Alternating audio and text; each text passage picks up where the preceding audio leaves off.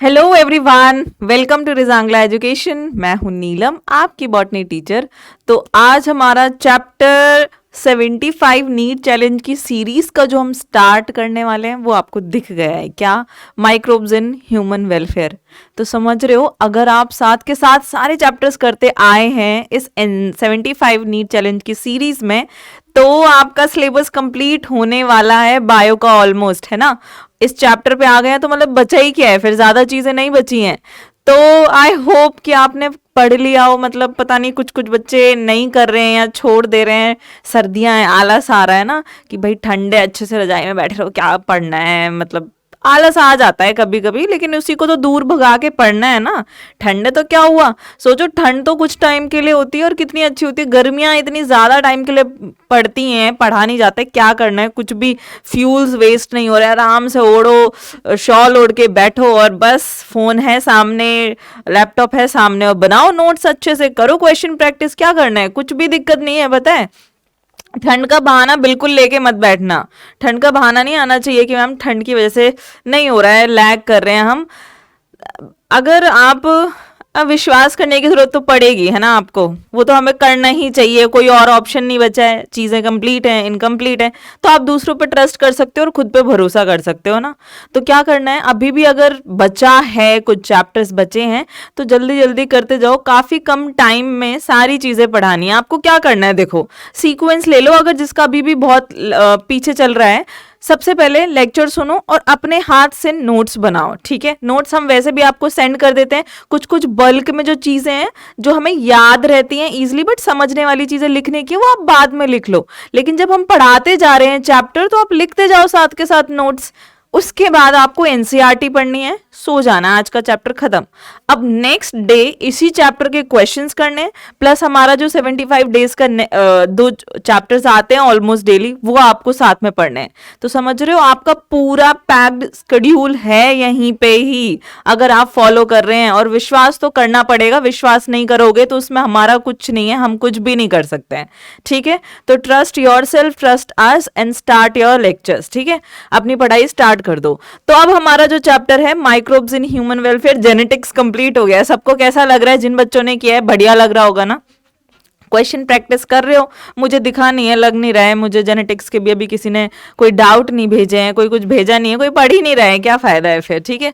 अब इस चैप्टर का, और जो पढ़ रहे हैं उनके लिए बहुत अच्छा, जो आप सॉल्व भी कर रहे हो, मे बी आप नहीं पूछ रहे हो, पर मुझे पता है कि कुछ बच्चे पढ़ रहे होंगे। हमेशा चांसेस होते हैं, हर वैरायटी के लोगों के, बच्चों के प्रेजेंस होने के चांसेस होते हैं। तो चलो स्टार्ट कर लेते हैं और ज्यादा ना लेट करते हुए। हमारे माइक्रोब्स को, जो कि हर जगह हैं, यहाँ वहां जहां तहां जहां भी ढूंढ लो, हर जगह तुम्हें कौन मिलेगा? माइक्रोब्स, है ना। अब क्या है, आपने ये देखा है, ये कौन है? ये किस किस को पता है कि कौन है, क्या नाम है इसका? ये किस किस को पता है ये फंगल कॉलोनीज क्या होती हैं? तो ये जाने माने पहचाने, जिनको हम देख नहीं पाते हैं बट फिर भी हमारे पास ही हैं ये, ठीक है। तो वही है, अपने अंदर झांकने की जरूरत है हमें। बाहर दिखाई नहीं दे रहा तो क्या हुआ, लेकिन ये है हमारे पास। सो कहाँ मिलते हैं ये microbes? Microbes in human welfare chapter का नाम है कि ह्यूमंस की, इंसान की भलाई के लिए जो माइक्रोब्स है ना। लेकिन हमें अपनी भलाई से ज्यादा, भलाई के लिए जो माइक्रोब्स हैं उनसे ज्यादा हमें वो माइक्रोब्स पता है जो हमारी बुराई के लिए, हमारे बीमारी के कारण है, वो हमें पता है। लेकिन आज हम अच्छे माइक्रोब्स को पढ़ने वाले हैं यहाँ पर। तो ये हमें हर जगह मिल जाएंगे। आप इमेजिन करो कहाँ कहाँ, आपको सॉइल में, आपको पानी में, आपको अपनी बॉडी के अंदर, एनिमल्स एंड प्लांट्स की बॉडीज के अंदर, और ये वहां भी मिलते हैं जहां पे कोई और दूसरी लाइफ फॉर्म नहीं होती है। मतलब कोई और ऑर्गेनिज्म, जीव जंतु नहीं प्रेजेंट है, वहां पे भी ये माइक्रोब्स प्रेजेंट है। याद हो गया ना, मिट्टी सबसे पहले, धरती याद आती है, पानी याद आती है, हम खुद याद आते हैं, बस। तो हमारे पास है, और जहां पे और लाइफ फॉर्म्स नहीं एग्जिस्ट करती है वहां पे भी है। कौन सी है वो जगह जहां पर और लाइफ फॉर्म्स नहीं है? वो क्या है? Deep deep inside the geysers. पता है पहाड़ों पे जाओगे ना, अभी कोई गया होगा ट्रिप पे, ये 75 चैलेंज सीरीज को छोड़ के जो मनाली और मसूरी घूम रहा होगा ना, वो उसको मिले होंगे पहाड़ के बीच में क्या होता है ना, गरम गरम पानी निकलता है। ठीक है, कोई कोई एरिया होता है जहां से पानी निकल रहा होता है और वो बहुत गर्म होता है। ठीक है, और अभी यहाँ पे आपको इतने फिर भी नहीं मिलेंगे, और ज्यादा हिली एरियाज में जाओगे तो वहां पे एकदम 100 डिग्री टेम्परेचर तक हो रहा होता है कि उससे आप छू नहीं सकते उस पानी को। तो वहां पर भी ये बैक्टीरियाज मिलते हैं, है ना। लेकिन पता है बहुत सारे लोग ये बोलते हैं कि मैम हम खाना कुक कर लेते हैं, लेकिन जैसे कि अभी हम पढ़ रहे हैं कि 100 डिग्री सेल्सियस तक के पानी में भी माइक्रोब्स मिल जाते हैं, पर जो डिजीज कॉजिंग माइक्रोब्स होते हैं ना, वो मेजरली 50 डिग्री सेल्सियस तक अगर आप किसी चीज को कुक करते हैं, मेजरली, मैं 100% नहीं बोल रही हूँ, तो वो किल हो जाते हैं। तो अगर आप किसी खाने को 50 से 60 डिग्री तक बॉईल करते हो तो आपके जो हार्मफुल माइक्रोब्स होते हैं वो क्या हो जाते हैं, खत्म हो जाते हैं। नाउ डीप इन सॉइल्स की लेयर्स होती हैं, अंदर अंदर आप गमले के लिए मिट्टी खोद रहे हैं जमीन से, तो आपको वहां पे भी मिल जाएंगे। और आपको स्नो की जो लेयर्स होती है ना, स्नो की लेयर्स होती है, मिट्टी नीचे जाकर के होती है, वहां पे भी आपको मिलेंगे। बर्फ के गोले फेंके होंगे, स्नोमैन बनाया होगा, वहां पे जो अब आप स्नोमैन बना रहे हो मसूरी मनाली जाके, आपको वहां पे भी मिलते हैं। और हाईली एसिडिक एनवायरनमेंट जहां पे एसिड बहुत ज्यादा है, ये वहां पे भी मिल जाएंगे। तो इसलिए हमने जब बायोलॉजिकल क्लासिफिकेशन पढ़ा था तब हमने थर्मो एसिडोफिल्स नहीं पढ़ा था, हेलोफिल्स, थर्मो एसिडोफिल्स, ये सारे बैक्टीरियाज पढ़े थे ना। सॉल्टी एरियाज में भी आपको ये मिल जाते हैं आराम से। ठीक है, तो ये था यहां वहां जहां तहां सारी जगह देख लिया है, सारी जगह ही माइक्रोब्स हैं। तो कहां कहां देख लिया है, soil, water, inside our bodies. हमें जहां कोई और प्रेजेंट नहीं हो सकते और लिविंग ऑर्गेनिज्म, वहां भी नहीं, यही याद करा के जा रही हूं। और याद करके जो तुम नहीं गए ना, तो क्या ही कर सकता है मैम, हम तो इधर बैठे हैं, आपको हमारा घर भी नहीं पता, तो कोई बात नहीं, याद करके नहीं जाओगे, तुम्हारा नुकसान है। उसके बाद सॉइल की लेयर्स के नीचे मिल जाएंगे आपको 100 डिग्री सेल्सियस को डीप गीजर्स होते हैं, वहां पे भी मिल जाएंगे। फिर स्नो की लेयर्स के नीचे भी आपको ये मिल जाएंगे, प्लस हाईली एसिडिक एनवायरनमेंट। ठीक है, तो वो याद हो गया। अब माइक्रोब्स कौन कौन से होते हैं, जैसे कि अगर कोई बोले कि भैया ठीक है यहाँ यहाँ मिल रहे हैं, पर माइक्रोब्स हैं क्या, कितने वेराइटीज के हैं, तो वो देखो आप माइक्रोब्स। ठीक है, तो माइक्रोब्स आपके पास क्या क्या हैं, प्रोटोजोआ, ठीक है, अमीबा याद है, और क्या नाम है, बैक्टीरियाज, ठीक है, फंजाई, ये क्या है, माइक्रो ऑर्गेनिजम्स हैं। ठीक है, फिर हम आ जाते हैं प्लांट्स के ऊपर, आ जाते हैं एनिमल्स, आ जाते हैं, 5 किंगडम हमने पढ़े, तो वो तो माइक्रोब्स नहीं है, वो स्मॉलर ऑर्गेनिजम्स नहीं है, वो हमें दिखाई देते हैं, they are visible to us. ठीक है, तो ये हो गए माइक्रोब्स, और ये हो गए उनके घर मकान, सुंदर सुंदर घर मकान। ठीक है, चले आगे, अब इनके घर को छोड़ो, अब हम बात करते हैं हमारे घरों में। इनके घर के बजाय कहाँ जा रहे हैं हम, अपने घरों में, जो मसाली कह रही हूँ, मसूरी मनाली गए हैं, वो आ जाओ अपने घर। ठीक है, घर में बैठो आराम से, चैप्टर स्टार्ट हो रहा है। अब हमारे घर में जो माइक्रोब्स हैं वो क्या क्या हैं, तो हमारे घर में आपने अपने अपने घरों में दही खाया होगा, है ना। दही में क्या है, माइक्रोब्स हैं। अब जो मिल्क से, जो दूध से हम दही जमाते हैं, वो कैसे बनता है, दूध में हम क्या डालते हैं, हम कुछ बैक्टीरियाज डालते हैं। वैसे ये नेचुरली भी अकर हो सकते हैं अगर इनको अपना फेवरेबल एनवायरनमेंट मिले, लेकिन अच्छा सा नहीं होगा वो दही, है ना।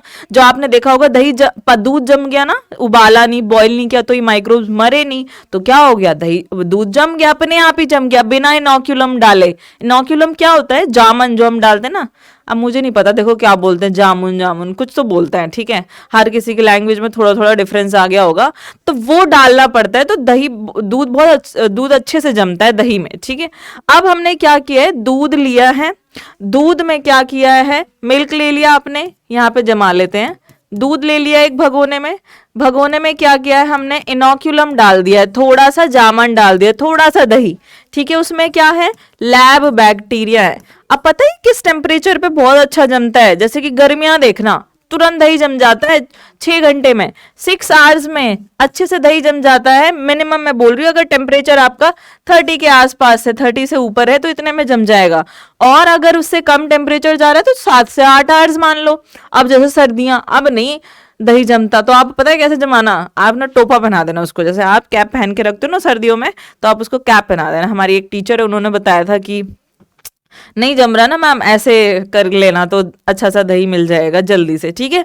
तो आप वो कर सकते हो अगर टेम्परेचर कम जा रहा है काफी। अब ये किस में कन्वर्ट हो गया, कर्ड में। लेकिन भाइयों ये हुआ कैसे, इसने क्या किया, जो मिल्क के प्रोटीन्स हैं, है ना, मिल्क के प्रोटीन्स हैं, अब उन प्रोटीन्स को क्या किया, कोगुलेट कर दिया और पार्शियली डाइजेस्ट करके ऐसे जमा दिया, पूरे पूरे डाइजेस्ट नहीं हुए, वो कोगुलेट हो गए।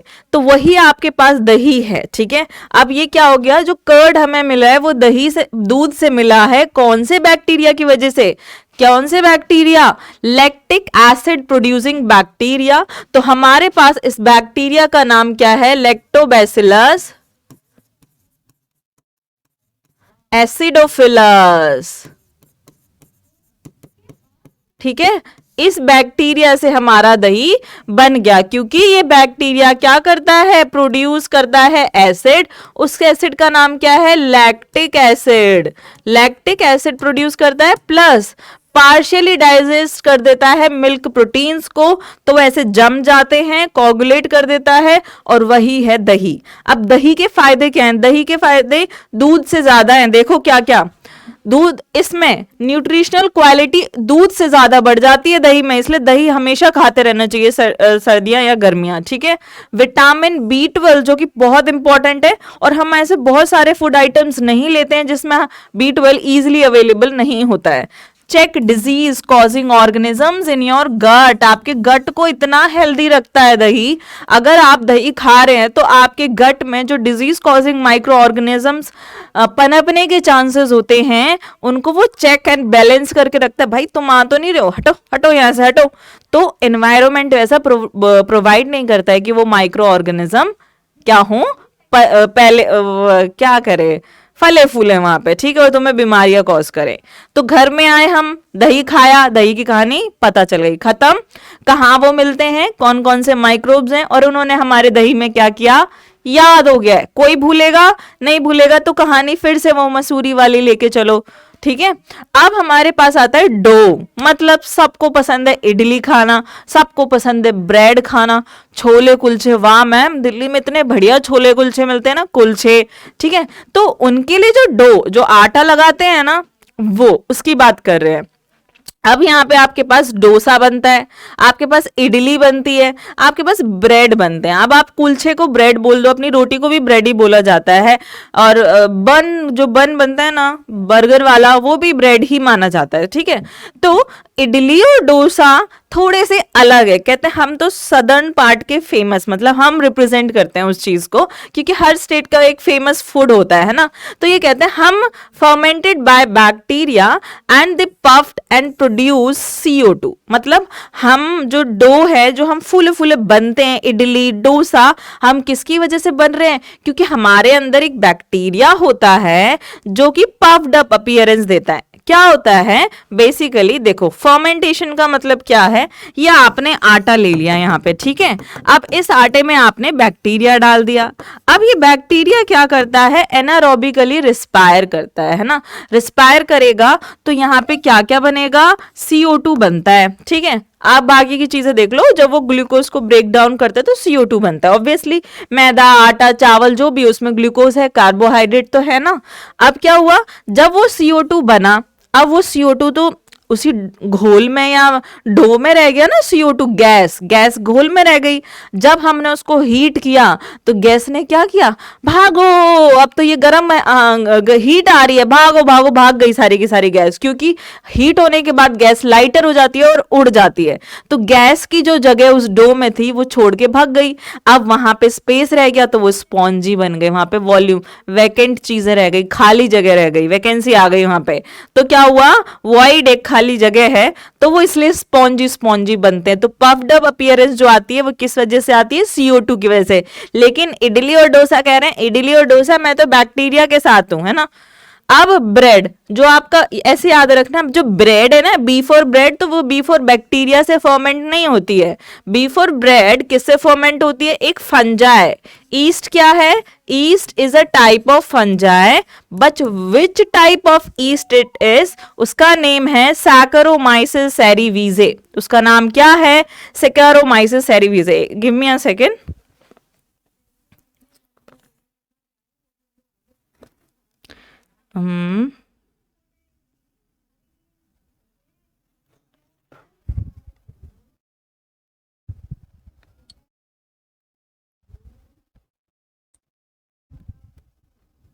चलो, हाँ, तो क्या हुआ है? हाँ, अब हम B for bacteria B for bread पढ़ रहे थे, तो याद रखना कि इसको बी फॉर बैक्टीरिया फर्मेंट नहीं करता, इसको कौन करता है? B F, fungi, best friend. ठीक है, तो यहाँ पे कौन फंजाई?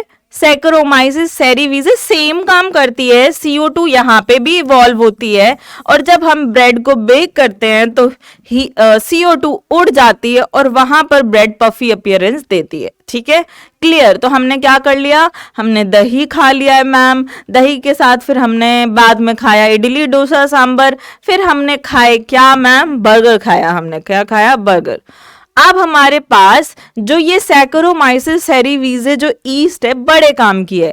ये जो बेकर्स होती है उनकी भी दोस्त है, और जो ये ब्रूअर्स होते हैं उनकी भी दोस्त है। ब्रूअर्स का मतलब ड्रंकर्स नहीं, ब्रूअर्स का मतलब जो कि ब्रूरी बना रहे हैं, ठीक है, जहाँ पे अल्कोहल प्रोडक्शन हो रहा है वहां के। ठीक है, तो that can be used to make the bread and it can also used to make the alcoholic drink। हम बात करेंगे अल्कोहलिक ड्रिंक पर, ब्रूरी इंडस्ट्री की। उससे पहले हम टोडी ड्रिंक की बात कर लेते हैं। साउथ इंडिया में एक पाम होता है, कैरेसा यूरेंस उसका नाम होता है, कुछ पाम का। ठीक है, अब उस पाम में क्या होता है ना कि जो सैप होता है, जो फ्लूइड होता है, वो ना बंद करके रहता है, और उसमें ना नेचुरली ईस्ट पैदा हो जाती है, नेचुरली फर्मेंटेशन होता है। तो जो वो ड्रिंक होती है वो बहुत फेमस ड्रिंक होती है, बहुत अच्छी, हेल्दी भी होती है, बॉडी को डिटॉक्सिफाई करती है। So naturally yeast is present in the sap and that ferment and then that make a toddy drink that has the alcohol. ठीक है, चलो गाइस, तो टोडी ड्रिंक बन गई। सर्दियां हैं, है ना, टोडी ड्रिंक साउथ इंडिया में बहुत फेमस है। अब आपके पास हमने देखो क्या क्या पढ़ा है, हमने पढ़ लिया कर्ड एंड डो। अब ये ड्रिंक है एक टोडी ड्रिंक, तीसरी चीज। अब हम पढ़ने वाले हैं चौथी चीज। अब तो मैम चीज तो बर्गर में डला नहीं तो बात क्या, है ना, तो चीज तो डालना चाहिए। चीज पता है, माइक्रोब्स, जैसे कि खाने की बात जब आती है ना, तो चीज एक ऐसी चीज है जो सबसे पहले मतलब डिस्कवर की किसी ने कि ये माइक्रोब से बन सकती है। तो माइक्रोब को यूज करके फूड आइटम जो बनने वाला पहला फूड आइटम है वो कौन है? चीज। चीज से चीज, है ना, तो चीज क्या है? ओल्डेस्ट फूड आइटम है वेयर माइक्रोब्स आर यूज्ड। ये ऐसा फूड आइटम है जो पहली बार जहां पे मतलब माइक्रोब से पहला फूड आइटम है।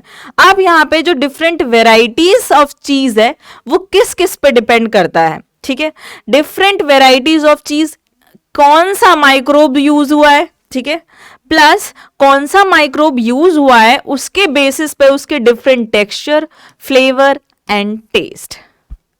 TFT, TFT का क्या नाम रखें? तो डिफरेंट वेराइटीज ऑफ चीज किस पे डिपेंड करेगा? टफ्ट पे, टफ्ट पे, ठीक है, टफ। अब यहाँ पे टोफू जैसे एक चीज होती है, टोफू एक चीज होती है, ठीक है, और हमारे पास टेक्सचर, फ्लेवर, टेस्ट बेस्ड करेगा कि कौन सा माइक्रो ऑर्गेनिज्म हमने यूज किया है चीज को बनाने के लिए। अब जो स्पेसिफिसिटी है कि कौन सा कैसा चीज है वो माइक्रोब से आती है ना। मान लो हमने एक बैक्टीरिया यूज किया है जिसका नाम है प्रोपानियो बैक्टीरियम शर्मानी, ठीक है, शर्माता रहता है ये, और शर्मा के कौन सी चीज बनाता है? Swiss cheese. तो ये याद हो गया, स्विस चीज। स्विस चीज में बिग बिग होल्स होते हैं, they have large holes due to high production of CO2 and ये बहुत सॉफ्ट होती है, ठीक है। अब आपके पास आता है फंजाई, फंजाई BF, ब्रेड को बनाने वाला फंजाई। लेकिन ये वो फंजाई नहीं है, ये सैक्रोमाइसिस नहीं है, ये क्या है, पेनिसिलियम रॉक्यूफोर्टी। अब ये जो फंजाई है, पेनिसिलियम याद करो कि एंटीबायोटिक बनाने में यूज हुई थी। अब भाई अगर तुम रॉक्यूफोर्टी चीज, पेनिसिलियम रॉक्यूफोर्टी ने जो बनाई है रॉक्यूफोर्ट चीज, अगर आप खाओगे ज्यादा तो अनहेल्दी रहोगे, ज्यादा ज्यादा खाओगे है ना, तो एंटीबायोटिक्स लेनी पड़ेंगी। तो ऐसे याद रखना, ठीक है, चीज ज्यादा खाएंगे, कौन सी वाली, पेनिसिलियम रॉक्यूफोर्टा है, that gives a particular flavour, इसका एक पर्टिकुलर फ्लेवर होता है, वो ये देता है इस वाली टाइप की चीज को। तो ये चीज प्रेफर ही इसलिए की जाती है क्योंकि उसका फ्लेवर बहुत अच्छा होता है, डिफरेंट होता है। मैंने नहीं खाई है, अब मुझसे बोलोगे कैसे पता आपको, मुझे नहीं पता, मैंने खाई नहीं है, क्यों बोलूं मैं भाई मैंने खाई है, मेरे को ये भी नहीं पता मैंने जो चीज़ खाई है उसका नाम मे बी स्विस चीज़ भी हो सकता है या कौन सा, पर ये पता है कि जो पिज्जा में डलती है वो मोज़रेला चीज होती है, वो मैंने खाई है, ठीक है, वो हम यहाँ पढ़ नहीं रहे हैं। तो हमने एक तो शर्मा के एंटीबायोटिक लेनी पड़ रही है, तो Propionibacterium shermanii, Swiss cheese and then antibiotic we have to take, so Penicillium roqueforti cheese जिसका फ्लेवर की वजह से वो फेमस है। चले आगे, 4 प्रोडक्ट्स हाउस होल्ड के कंप्लीट हुए, दही दूध की कहानी खत्म, ब्रेड इडली डोसा की कहानी खत्म, टोडी ड्रिंक की कहानी खत्म एंड देन चीज की कहानी खत्म।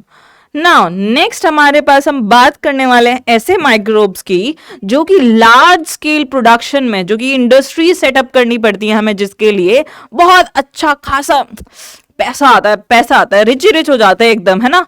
तो माइक्रोब्स इन इंडस्ट्रियल प्रोडक्ट्स, अब जो माइक्रोब्स इंडस्ट्रियल प्रोडक्ट में यूज हो रहे हैं, ठीक है, अब वो बहुत लार्ज स्केल का प्रोडक्शन कर रहे हैं। जब वो लार्ज स्केल का प्रोडक्शन करते हैं तो हमें क्या चाहिए, फर्मेंटेड बीवरेजेस या रिक्वायर फर्मेंटर्स, लार्ज फर्मेंटर्स चाहिए जिसमें खूब सारा आटा वाटा डाल के और उसको क्या कर सके, हम बहुत सारा ब्रेड्स बना सकें, ठीक है। तो ये क्या है, लार्ज वेसल्स हैं। सो ह्यूमन वैल्यूएबल प्रोडक्ट जो ह्यूमंस की नीड के लिए बहुत इंपॉर्टेंट है, वो वाले प्रोडक्ट्स को हम क्या करते हैं, लार्जर स्केल पे प्रोड्यूस करते हैं, इसलिए हम उसे क्या बोलते हैं, इंडस्ट्रियल प्रोडक्ट्स बोलते हैं, ठीक है।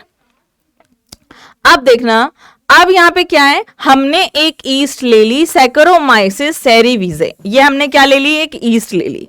अब ये वाली ईस्ट बेकर्स ईस्ट भी है, that is use to make the bread, and वो ईस्ट ब्रूअर्स ईस्ट भी कहलाती है, जो कि क्या बनाते हैं, ड्रिंक्स बनाते हैं। अब that is use to make alcoholic drink. आपको पता है ना फर्मेंटेशन क्या होता है, in the absence of oxygen glucose जो भी है कार्बोहाइड्रेट दैट गिव्स एनर्जी, तो ब्रेक डाउन होता है उसका, तो कार्बन डाइऑक्साइड एल्कोहल ये क्या होता है, प्रोड्यूस होता है ना, और एनर्जी भी। अब क्या होता है, जो भी एल्कोहल यहाँ पे बनी ब्रूअरी इंडस्ट्री में, पता है यहाँ पे क्या क्या यूज कर सकते हैं, देखो फ्रूट बियर्स, जैसे कि हमने पढ़ा होगा, फ्रूट्स में जैसे कि ग्रेप्स है ना, और भी बहुत सारी चीजें हैं, ग्रेप्स को बहुत यूज किया जाता है, और ऑरेंजेस भी यूज होते हैं, ठीक है, बहुत सारे फ्रूट्स यूज किए जाते हैं इसको बनाने के लिए, ड्रिंक को बनाने के लिए, ठीक है। अब क्या होता है, जो ये ड्रिंक है अल्कोहलिक ड्रिंक, इसका हम डिस्टिलेशन कर सकते हैं, अल्कोहल को हम डिस्टिलेट कर सकते हैं और नहीं भी करते हैं, जो भी मर्जी है।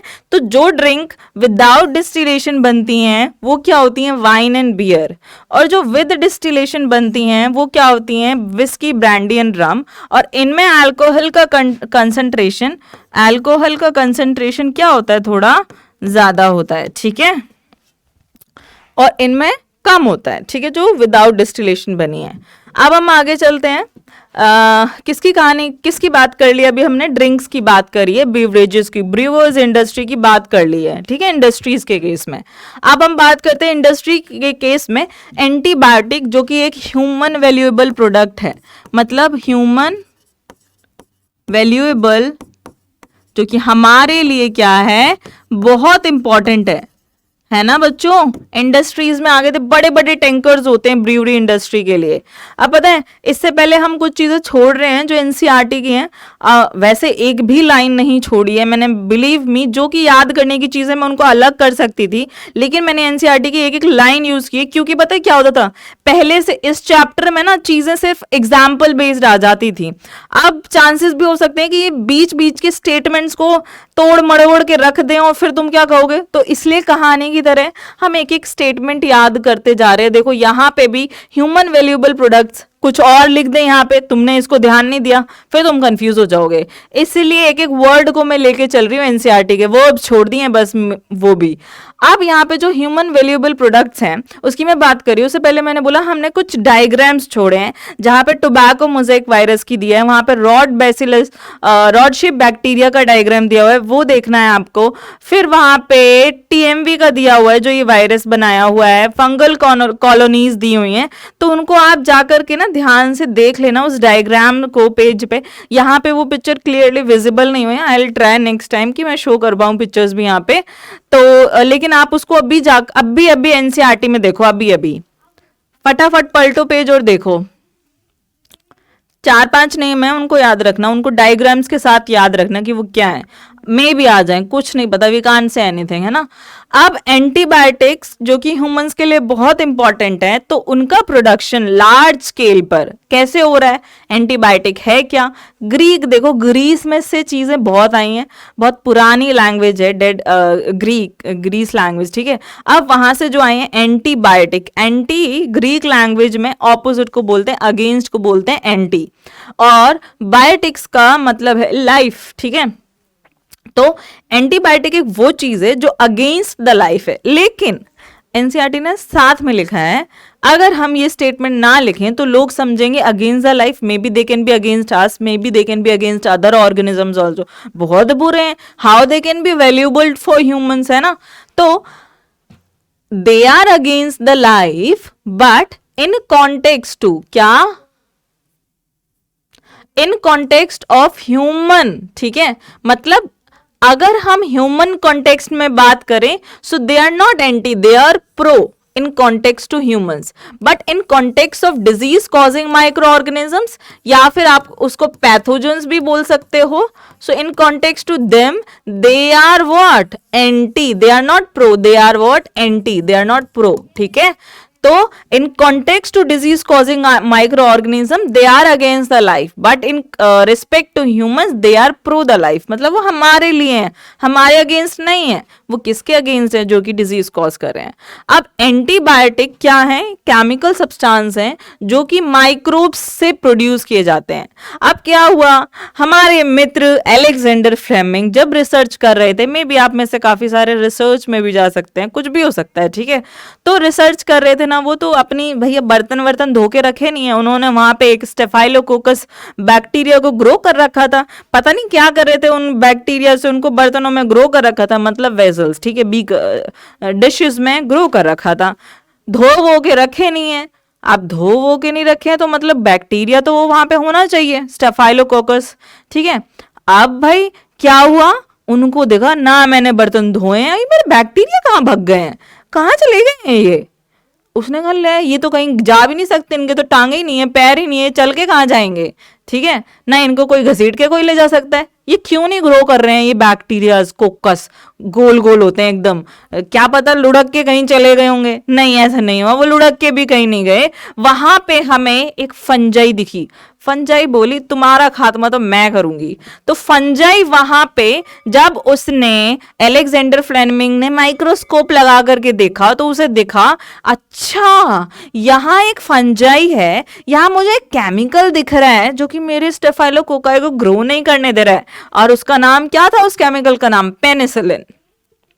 अब उसने देखा कि ये कौन प्रोड्यूस करता है, तो जो रिसर्च करने के बाद उसे पता चला कि दैट मतलब क्या हुआ, उसने कुछ बर्तन ले रखे थे, उसमें स्टेफाइलोकोकाई ग्रो कर रहा था, ठीक है, स्टेफाइलोकोकस बैक्टीरिया ग्रो कर रहे थे, बट बेचारे गायब, यहां से क्या हो गए, गायब हो गए। क्यों गायब हो गए, क्योंकि वहां पे कौन दिख रहा था, पेनिसिलिन दिख रहा था। अब पेनिसिलिन क्या हुआ, पेनिसिलिन बेसिकली एक क्या है, एक माइक्रो ऑर्गेनिज्म है जो कि कौन पेनिसिलिन एक केमिकल है जो कि कौन प्रोड्यूस करता है, पेनिसिलियम नोटेटम, क्योंकि एक केमिकल पेनिसिलिन है वो अनवॉश्ड प्लेट स्टेफाइलोकोकस में मिला तो स्टेफाइलोकोकस क्या नहीं कर पाई, ग्रो नहीं कर पाई। तो अगर कोई पूछे कि कौन सी फर्स्ट एंटीबायोटिक है तो बोलना पेनिसिलिन। किसने डिस्कवर की थी, अलेक्जेंडर फ्लेमिंग ने।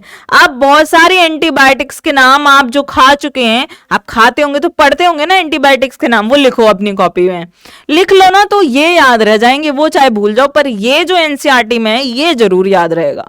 ठीक है। अब बहुत सारी फंजाई भी एंटीबायोटिक्स बनने में यूज होती हैं जो कि यहाँ पे नहीं है। स्ट्रेप्टोमाइसिन है एक फंजाई एंटीबायोटिक। तो ऐसे बहुत सारी एंटीबायोटिक्स हैं जिनके नेम्स हैं, तो आप ऐसे याद रख लेना। एक फर्स्ट फंजाई एंटीबायोटिक का नाम याद रखना।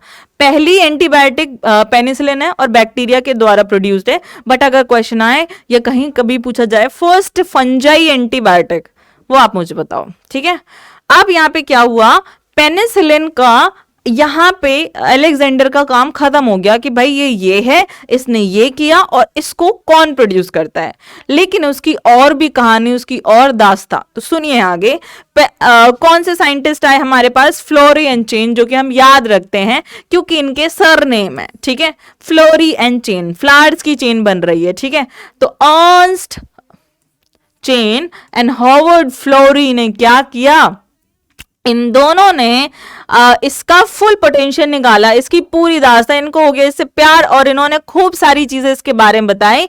और उन्होंने बताया कि that is used in world war second to treat the American soldiers. और ये पेनिसिलिन बहुत काम की निकली जब क्या हो रहा था, जब वर्ल्ड वॉर में वुंड्स हो जाते हैं तो obviously they are more prone to the disease, क्योंकि माइक्रोब्स आराम से वहां पे बैठ के बीमारियां कर सकते हैं। तो जो ये पेनिसिलिन दवाई थी ये उस टाइम पे सोल्जर्स को दी गई थी, तो बहुत लोगों को इससे बहुत रिलीफ मिला था, सेव कर पाए थे। ठीक है।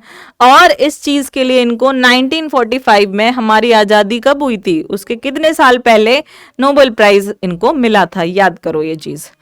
तो कहानी दूध दही, दूध दही के बाद हमने ब्रेड, इडली, डोसा, सांभर, उसके बाद हमने पढ़ा था चीज। हाउस होल्ड के बाद एंटीबायोटिक्स पे आए जो कि इंडस्ट्रियल है, दारू के ऊपर आए। ठीक है। चीज के ऊपर आए और अब एंटीबायोटिक चल रही है। ठीक है। तीसरी इंडस्ट्रियल प्रोडक्ट चल रहा है। आपको पता है पेनिसिलियम नोटेटम, स्टेफाइलोकोकस का नाम याद रखना है, और अलेक्जेंडर फ्लेमिंग, देन फ्लावर की चेन जिनको नोबेल प्राइज मिला था, इन्होंने फुल पोटेंशियल बताया था और वर्ल्ड वॉर सेकेंड में अमेरिकन सोल्जर्स के लिए यूज किया गया था। अब आगे क्या होता है, antibiotic and treat deadly disease, LBW. LBW कुछ होता है ना क्रिकेट में, आउट हो जाते हैं। एलपीडब्ल्यू डी याद रखना है उसके बाद। तो एलपीडब्ल्यू से क्या याद रखना है, एल लेप्रोसी, एलपीडब्ल्यू लेप्रोसी जिसको हम कुष्ठ रोग बोलते हैं, प्लेग। देन आपके पास डब्ल्यू वूपिंग कॉफ, काली खांसी, खास खास के काली नहीं होती है, बहुत ज्यादा ब्लड भी आ जाता है, ऐसी होती है काली खांसी। And then diphtheria, that is गालगोटू। ठीक है। तो ये 4 डिजीज आपको जरूर याद रखनी है जिसको एंटीबायोटिक ट्रीट कर सकता है, वो हम डिस्कवर कर चुके हैं। अब आ जाते हैं, देखो हमने क्या किया है, जो माइक्रोब्स इंडस्ट्रियल प्रोडक्ट, तो हमने फर्मेंटेड बीवरेजेस पढ़ लिए, सेकंड हमने एंटीबायोटिक पढ़ लिया है ना, फिर थर्ड हम क्या पढ़ने वाले हैं अब, केमिकल्स, कुछ ऐसे केमिकल्स जो कि फायदेमंद होते हैं, कुछ ऐसे एंजाइम्स जो अच्छे हैं, and some other bioactive molecules, some other active biomolecules. ठीक है, उनको भी पढ़ लेते हैं। अब यहाँ पे देखो केमिकल्स की बात करते हैं, तो वो केमिकल्स क्या है, ऑर्गेनिक एसिड्स हैं। ठीक है, natural not synthetically made chemicals. अब ऑर्गेनिक एसिड जैसे कि सबसे पहले लैक्टिक एसिड जो कि दही में मिलता है, सबको याद है, सबसे पहले दही पड़ा था, लैब कर्ड खत्म। Second acid acetic acid, hotel में जाते हो आप, रेस्टोरेंट में जाते हो, नॉट होटल, रेस्टोरेंट में जाते हो तो आप क्या करते हो, सिरका वाली प्याज चाहिए होती है ना तो सिरका वाली प्याज, acetic, Aspergillus, Acetobacter, acetic acid, vinegar जिसको हम बोलते हैं, विनेगर डलता है प्याज में, वो उसको कैसा बना देता है, पिंकू बना देता है वो उसको। ठीक है, पिंकू अनियन होती है और वो पिंकू अनियन एसिटिक एसिड होता है विनेगर के अंदर, उसको कौन बोलता है? Acetobacter aceti. मुझे नहीं लगता अगर ये ऑप्शंस में आते हैं तो आपको आइडेंटिफिकेशन में टफ होगा इनको आइडेंटिफाई करना कि acetic acid Acetobacter aceti produce करता है। इट्स नॉट टफ, ठीक है। अब दही खा लिया, प्याज डली हुई है। अब ब्यूटायरिक एसिड है ना, ब्यूटायरिक क्या होता है? रेंसिड बटर रेंसिड बटर को प्रोड्यूस करने, ये एक प्रोडक्ट है जो कि क्लोस्ट्रीडियम ब्यूटाइलिकम। अब ये ब्यूटायरिक एसिड है तो butylicum clostridium butylicum, it's very easy, है ना। अब हमारे पास आता है सिट्रिक एसिड। सिट्रिक एसिड कौन प्रोड्यूस करता है? एक फंजाई जिसका नाम क्या है? Aspergillus niger, and it is used as flavour, preservative and flavouring agent, है ना। अब यहां पे देखना, यहां पे मेरी बात सुनो, अभी मैं बोल नहीं रही हूं, जब बोलूंगी तब सुनना, ठीक है। हाँ, सुना मेरी बात। तो मेरी बात में क्या सुनना है? 3 एसिड जो हमने ऊपर पढ़े हैं, lactic acid, acetic acid, butyric acid, these all are 3 produced from the bacteria। इन सबको किसने प्रोड्यूस किया? बैक्टीरिया ने। एक फंजाई ने प्रोड्यूस किया जो कि क्या है? Citric acid. हाँ, सिट्रिक एसिड। अब ये किसने प्रोड्यूस किया? Aspergillus Niger. सिट्रिक एसिड आपको लेमन में भी मिल जाएगा, विटामिन सी, ठीक है। और वो एज अ प्रिजर्वेटिव भी यूज होता है एंड एज फ्लेवरिंग एजेंट भी इसको हम यूज करते हैं सिट्रिक एसिड को। तो चारों खत्म। ऑर्गेनिक एसिड्स आपको पता चल गए। देखो लैब याद रखा है ना, कौन से लैब में आप रिसर्च करेंगे? लैब सी में, ठीक है। important thing is you will be going to research in lab C, lactic acid, acetic acid, butyric acid and citric acid. Okay, clear. Now enzymes, pectinase, protease, amylase and lipase. अब जो आपका पल होने वाला है, मतलब आपका रिसर्च करते वक्त का टाइम का पल जो है, रिसर्च लैब, इसको मैं क्या लिखूंगी? Research lab. ये सारे नोट्स आपको मिलेंगे तो डोंट वरी। रिसर्च लैब में आपके पल अच्छे होने वाले हैं, पर पल की स्पेलिंग होगी PPAL। तो डबल पी से क्या होगा? Pectinase, protease and amylase and lipase. अब देखना यहाँ पे 3 फंजाई सेम है। एक तो याद रखो कि जब हम ऑर्गेनिक एसिड्स पढ़ रहे थे तो 3 बैक्टीरियाज थे, एक फंजाई। लेकिन जब हमने मैम एंजाइम्स पढ़े तो भैया फंजाई ने कर दिया दिमाग खराब। सारी की सारी फंजाई, एक तो एक ही खानदान की थी, एक बेचारी थोड़ी सी अलग थी। जैसे कि यहाँ देखें, लास्ट में आपके पास क्या आ रहा था? ये क्लोस्ट्रीडियम एक सी वाली बैक्टीरिया था, यहाँ पे भी एक सी वाला बैक्टीरिया फंजाई हो गया, कैंडिडेटा लिपोलाइटिका। अब लिपोलाइटिका लाइपेज याद रखने में हेल्प करेगा, एस्परजिलस नाइगर एमाइलेज याद रखने में लिखेगा ए से एस्परजिलस नाइगर। 3 याद कर लेना ना, पैक्टिनेज, प्रोटीएज, अमाइलेज, ठीक है। अब pectinase, Aspergillus niger, protease, Aspergillus oryzae, because यहाँ पे क्या आ रहा है? ओ, तो ओराइजे, अमाइलेज, एस्परजिलस नाइगर। खत्म। क्योंकि देखो इसमें कुछ समझने वाला है नहीं है, मैं आपको क्यों बता रही हूँ ट्रिक्स, आप यहीं याद करो। तो रिसर्च लैब में, लैब सी में हम रिसर्च कर रहे हैं, पल कैसा होने वाला है? PPAL, protease, pectinase, amylase and lipase. अब देखना पेक्टिनेज क्या होता है? जो जूस आप, बहुत सारे ड्रिंक्स आते हैं जूसेस के, वो जो आप पीते हो उनमें आपको पल्पी वल्पी कुछ नहीं मिलेगा, थ्रेड वगैरह, तो बहुत अच्छे से डाइजेस्ट करते हैं, तो उनको हम बोलते हैं पेक्टिनेजेस, ठीक है। अब नेक्स्ट आपके क्या है? प्रोटीएज। अब ये भी फ्रूट जूस को क्लियर करने के लिए यूज होता है, but it is also use to clear, मतलब ये डिटर्जेंट्स बनाने में भी यूज होता है। लेकिन कैसे डिटर्जेंट्स? जो कि प्रोटीन बेस्ड स्टेन को क्लियर कर पाए। अब आपके पास एक और है यहाँ पे डिटर्जेंट बनाने के लिए, लिपिड्स, लाइपेज, जो ऑयल्स को रिमूव करे, ऑयल स्टेन्स को रिमूव करे, उनको हम कौन सा डिटर्जेंट कर पाता है जिसमें लाइपेज यूज हुआ है, तो डिटर्जेंट के लिए आपके पास प्रोटीज एंड लाइपेज है। देन आपके पास अमाइलेज है। अमाइलेज एक एंजाइम है जो कि आपके किसमें प्रेजेंट होता है, माउथ में भी प्रेजेंट होता है, ठीक है। वो क्या करता है, कार्बोहाइड्रेट्स को डाइजेस्ट करता है। So it digest the starch and make soft bread, ठीक है, एंड मेक सॉफ्ट ब्रेड, और सॉफ्ट ब्रेड बनाता है स्टार्च को डाइजेस्ट करके। आपके माउथ में जो स्टार्च होता है उसको माल्टोज में कन्वर्ट कर देता है अमाइलेज एंजाइम।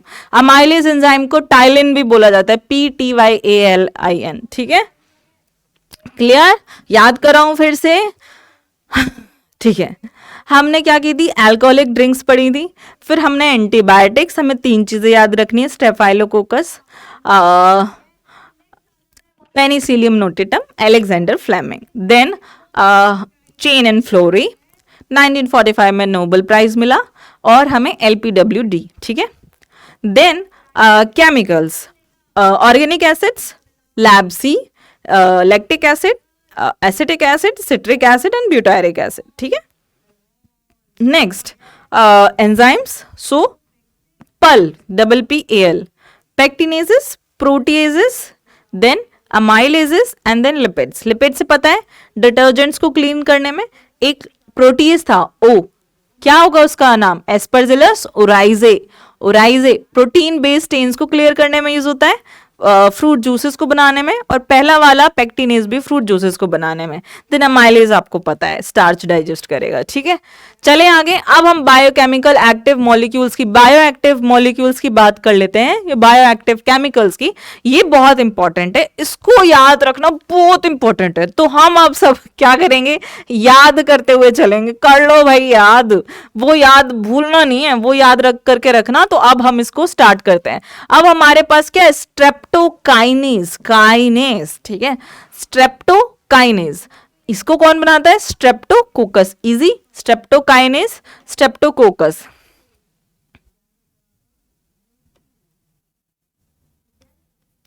ठीक है। लैब सी के पल सस्ते, ठीक है, SCS, सस्ते। सो स्ट्रेप्टोकाइनेज, फिर आपके पास साइक्लोस्पोरिन एंड देन स्टेटिन्स है। स्ट्रेप्टोकाइनेज, स्ट्रेप्टोकोकस जो कि क्या है, क्लॉट बस्टर है। काइनेज ना, kinase word is here to use the break something, ठीक है, काइनेज, ठीक है। अब वो क्या करता है, तो ये क्लॉट बस्टर है। Blood clot lead to myocardial infarction and then lead to heart attack also, है ना। इससे फिर क्या होता है, हार्ट अटैक होने के चांसेस भी होते हैं। तो ये क्या काटता है, ब्लड क्लॉट को काटता है, क्योंकि अगर ब्लड क्लॉट हुआ किसी भी हमारी वेजल्स में तो क्या होगा, मायोकार्डियल इन्फार्क्शन हो जाएगा, और that will lead to the heart attack, क्योंकि क्या होगा, प्रेशर कहीं पे ज्यादा कहीं पे कम होगा ब्लड फ्लो का। नाउ साइक्लोस्पोरिन ए, ठीक है, क्या लिखा था, लैब सी के पल सस्ते, CS सस्ते, ठीक है, TA, ठीक है, लिख देती हूं मैं यहाँ पे सस्ते। तो ये क्या हो गया, स्टैटिन, साइक्लोस्पोरिन एंड स्ट्रेप्टोकाइनेज। अब साइक्लोस्पोरिन ए जो कि क्या है, ट्राइकोडर्मा पॉलीस्पोरम है। क्या है ये, ट्राइकोडर्मा पॉलीस्पोरम। अब जो ये ट्राइकोडर्मा पॉलीस्पोरम है, ठीक है, इसको आपको याद करना पड़ेगा। स्पोरिन की तरह आप कर सकते हैं पॉलीस्पोरम, ट्राइकोडर्मा पॉलीस्पोरम, जो कि क्या है, फंजाई है।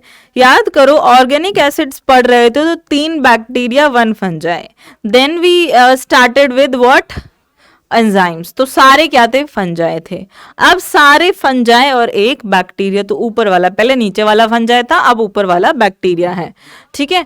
अब यहाँ पे ये क्या करता है, immunosuppressive agent in organ transplant. क्या होता है, हमारी बॉडी आउटसाइड चीजों को, बहुत सिंपल सी, बहुत रटी रटाई चीज है, बहुत लोगों को पता है कि कोई भी फॉरेन पार्टिकल बॉडी के अंदर जब एंट्री होता है तो हमारी बॉडी उसे रिजेक्ट करती है ना। अब रिजेक्ट करती है, तो जब ऑर्गन ट्रांसप्लांट हो रहा है, हाउ कैन वी, मतलब हम कैसे ऐसे हो सकते हैं कि हमारी बॉडी पागल सी इसको रिजेक्ट ना करे क्यों नहीं करेगी, करेगी ना। तो जो ये चीज आई है बहुत अच्छी है, क्योंकि इससे बहुत लोगों को की लाइफ में ना ऐसे आगे चली है वो, ठीक है, आगे बढ़ी है जिंदगी, ठीक है, इसकी वजह से। लेकिन उनको हमेशा, उन लोगों को जिनमें ऑर्गन ट्रांसप्लांट हुआ है, उनको हमेशा क्या करना पड़ता है, दवाइयां लेनी पड़ती हैं जो कि ग्राफ्ट को रिजेक्ट ना करें। जो भी डोनर है ना वो ग्राफ्ट कहलाता है। जैसे कि किसी में किडनी ट्रांसप्लांट हुई है, हार्ट ट्रांसप्लांट हुआ है, तो वो क्या है, ग्राफ्ट है। तो anti graft graft rejection medicine लेनी पड़ती है, एंटी ग्राफ्ट रिजेक्शन, जो कि ग्राफ्ट को रिजेक्ट ना करे हमेशा। तो वो जो दवाइयां हैं एंटी ग्राफ्ट रिजेक्शन मेडिसिन, वो कहती हैं, वो मेडिसिन हमारी इम्यून सिस्टम को कहती हैं अपना लो इसे तो तुम्हारी भलाई है, नहीं अपनाओगे तो तुम मारे जाओगे, है ना। तो साइक्लोस्पोरिन क्या है, इम्यून को सप्रेस करता है व्हेन हमारी किसी भी पर्सन की बॉडी में ऑर्गन ट्रांसप्लांट हो, तो साइक्लोस्पोरिन, ठीक है। अब आता है स्टेटन्स, ठीक है, लैब पल के सस्ते पल, ठीक है, लैब के पल सस्ते। अब स्टेटिन्स क्या है, ये क्या है, competitively inhibit enzyme that is responsible for cholesterol synthesis. अब स्टेटिन क्या है, कोलेस्ट्रॉल को सिंथेसाइज, मतलब एक एंजाइम है जो कि कोलेस्ट्रॉल की सिंथेसिस हमारी बॉडी में कराता है। अब वो ब्लड कोलेस्ट्रॉल ज्यादा हो जाता है तो आपको पता है कि क्या क्या साइड इफेक्ट्स उसके हैं। तो हमारे पास स्टेटिन क्या है, एक ईस्ट से प्रोड्यूस होता है जिसका नाम क्या है, मोनस्कस परप्यूरस, ठीक है। अब ये क्या है, मोनस्कस परप्यूरस जो फंजाई है, ये क्या करती है, एक ऐसा एंजाइम बनाने में, एक ऐसा केमिकल बनाया स्टेटिन, ऐसा केमिकल स्टेटिन ने क्या किया, एक एंजाइम जो कि कोलेस्ट्रॉल बनाता है उसको क्या किया, कॉम्पिटिटिवली उसको इनहिबिट किया, उसके साथ कंपटीशन किया कि तू अच्छा नहीं है, तू भाग यहां से और कोलेस्ट्रॉल ना बनाए। तो ऐसे ये स्टेटिन क्या होती है, कोलेस्ट्रॉल लोवरिंग एजेंट की तरह काम करती है यहाँ पे, ठीक है। सो 3 बायोकेमिकल एक्टिव मॉलिक्यूल्स हो गए हमारे खत्म। हाँ जी, तो आ जाए किस पे, microbes in sewage treatment, Suez, ठीक है, सीवेज नहीं बोलते हैं, स्वेज बोलते हैं, ठीक है। तो माइक्रोब्स इन स्वेज ट्रीटमेंट, मैं भी कई बार सीवेज ही बोलूंगी, ठीक है, डोंट वरी, सबके प्रोनाउंसिएशन ऐसे ही हैं क्योंकि लंबे टाइम से ऐसे ही चलता आ रहा है। तो अब यहाँ पे क्या है, एसटीपी में सीवेज ट्रीटमेंट प्लांट बोलते हैं या स्वेज ट्रीटमेंट प्लांट। तो स्वेज ट्रीटमेंट प्लांट में क्या होता है वो तो बाद में जानेंगे, स्विच क्या होता है। अगर हम बात करें कि ये आता कहाँ से है, तो आपने देखा होगा पाइपलाइन जा रही है रोड पे, फिल हो जाते हैं कभी कभी, उसमें स्वेज भरा रहता है। अब कितने सोर्सेज बताऊं, बहुत सोर्सेस हैं। हाउस होल्ड, ठीक है, हाउस होल्ड में क्या हुआ, बर्तन धुले, कपड़े धुले, excreta, human excreta from washrooms, ठीक है। ये हॉस्पिटल वेज, ठीक है, रोड पे जो पानी बह रहा होता है गंदा रिवर का, वो भी स्वेज ही को कंट्रीब्यूट करता है। Industrial waste, commercial waste, agricultural run off, they all form the sewage. अब स्वेज कैसा है, सेमी सॉलिड है, ना ही ये सॉलिड है ना ही ओनली लिक्विड है, क्योंकि इसमें क्या है, वाटर है, इसमें ऑर्गेनिक मैटर है और इसमें क्या है, माइक्रोब्स है। इसको हम म्युनिसिपल वेस्ट भी कहते हैं। स्वेज का सोर्स आप अच्छे से जान चुके होंगे, ठीक है, हाउस होल्ड आपको पता है, कमर्शियल आपको पता है,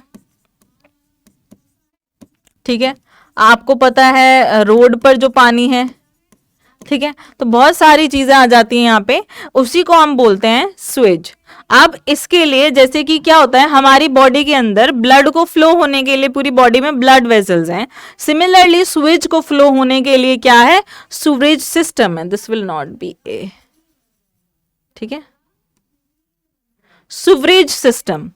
नाउ अब उनमें तो पानी बहता रहता है। अब देखो यहाँ पे क्या है, before releasing this into water bodies, मतलब ये क्या होगा, अब हमारी बॉडी का क्या होता है, ब्लड ना साइकिल में चलता रहता है।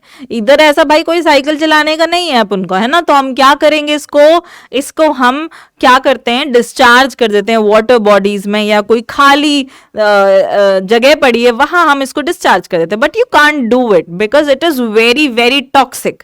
तो हम इसे वाटर बॉडीज में नहीं कर सकते क्योंकि ये हमारी धरती को पॉल्यूट करेगी, ग्राउंड वाटर को पॉल्यूट करेगी, पानी को पॉल्यूट करेगी, एक्वाटिक इकोसिस्टम को पॉल्यूट करेगी, कितना पॉल्यूशन बढ़ा देगी, है ना।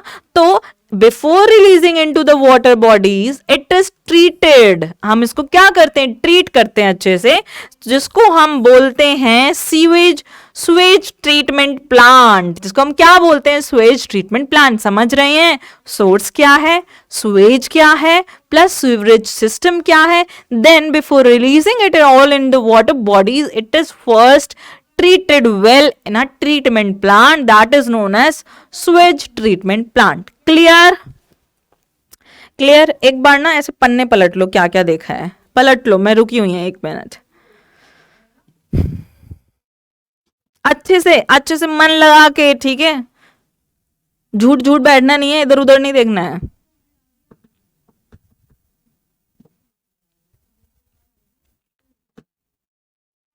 देख लिया क्या क्या पढ़ा है? तो अब एसटीपी पढ़े। अब एसटीपी, हाँ मुझे पता है 1 मिनट नहीं हुआ, सबने टाइम देखा होगा, ठीक है ना, पॉज कर लो तुम। Treatment of waste water done by heterotrophic microbes. What are these heterotrophic microbes? जो कि डिपेंड होते हैं दूसरों पर खाने के लिए, है ना, कैसे भी। उन्हीं माइक्रोब्स को हम यहाँ पे यूज करेंगे, हम और साइनोबैक्टीरिया का यहाँ यूज नहीं करेंगे, because they are autotrophic organisms, right. So heterotrophic microbes का हम यूज करने वाले हैं, जो कि क्या होते हैं, नेचुरली प्रेजेंट होते हैं, हम उनको परचेज करके नहीं ला रहे हैं कहीं से, वो नेचुरली आपके स्वेज में प्रेजेंट हैं, नेचुरली प्रेजेंट हैं। स्टेटमेंट आ सकता है, क्या स्टेटमेंट आ सकता है, कि that treatment of waste water is done by the autotrophic microbes, और मे बी यहाँ पे ना ये नेचुरली प्रेजेंट की जगह कुछ और लगा दे, सो नहीं, यू शुड बी क्लियर, जो माइक्रोब्स आया है वो कैसा है, हेट्रोट्रॉप है, प्लस वो नेचुरली प्रेजेंट है। अब मित्रों, हमारी सरकार, the ministry of environment and forest ने गंगा एक्शन प्लान और यमुना एक्शन प्लान के साथ जुड़ के, मतलब इन्होंने ही ये दिया था प्लान, इन्होंने प्रपोज किया to build a large number of sewage treatment plants. इन्होंने क्या किया, बहुत ज्यादा हम क्या करें, स्वेज ट्रीटमेंट प्लांट बनाएं, और हम क्या करें, टू अवॉइड, क्या करें, पॉल्यूशन एंड सेफ बायोडाइवर्सिटी। ठीक है, अब आपको पता है कि मिलियंस ऑफ माइक्रोब्स, या फिर हम बोल सकते हैं gallons of microbes are there to treat gallons of sewage. ठीक है, क्योंकि वो क्या होता है, बढ़ता ही जा रहा है, उसका प्रोडक्शन बढ़ते ही जा रहा है, कोई हद ही नहीं है, तो आपको ट्रीटमेंट प्लांट बढ़ाने पड़ेंगे।